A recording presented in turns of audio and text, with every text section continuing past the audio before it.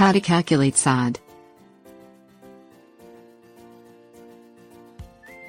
Buying sod requires knowing exactly how much you need.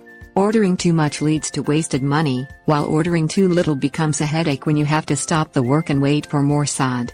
Measuring your yard accurately is key in determining how much sod you need. Breaking your yard down into smaller sections helps you create accurate measurements. Calculating squares and rectangles. Some yards fit into neat, square packages. These are relatively simple to measure. Determine the length and width of each yard section, such as front yard, backyard and side yard. Multiply the length and width of each section individually to determine square feet. For example, if your front yard is 20 feet by 20 feet, you have 400 square feet. When you have the square footage of each section, add them together for the total square footage. If your yard has a strange shape, divide it into squares and rectangles when you can, marking them off with garden hoses or by spray painting lines on the ground. Determine the square footage of these sections, then calculate the leftover shapes separately. Figuring odd shapes. With shapes such as circles or right triangles, a little bit more math is involved, although it's not complicated math. For a right triangle shape, measure the length of the two short sides, in other words, the height and base. Multiply them together as if you were calculating a square and divide by 2. For circles and partial circles, measure the radius first.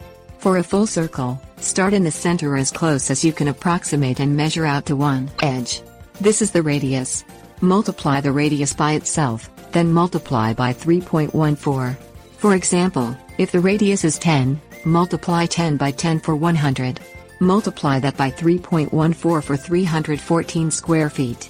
If the shape is only a half circle, measure the radius, the distance from the straight edge to the outer edge of the circle side, then follow the same formula. You must divide that square footage in half, however, because you have only half of a circle. If you have 314 square feet in the calculation but it's a semicircle instead of a full one, the square footage is 157 square feet. If your yard has squares and odd shapes, calculate the square footage of each section separately, then add them together. Finding out sod thickness.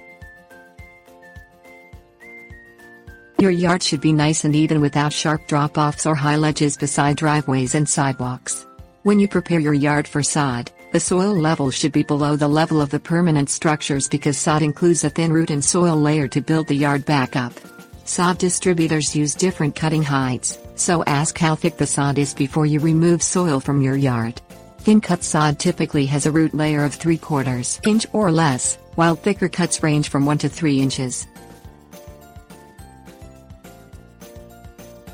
Preparing for the sod. After you know how much sod you need and how thick it is, ask the manufacturer's representative how he sells the sod pieces. Many sell the sod in rolls, often ranging from 10 to 14 square feet each. Divide your square footage by the roll size, such as 314 square feet divided by 10. You need 32 rolls in this example. Some sell the sod as square yards rather than square feet, which means you must divide your square footage by 9 to discover the square yardage. Distributors often deliver large sod orders on pallets, so ask how many rolls fit on a pallet. In part, this depends on how thick the sod is cut and the roll length.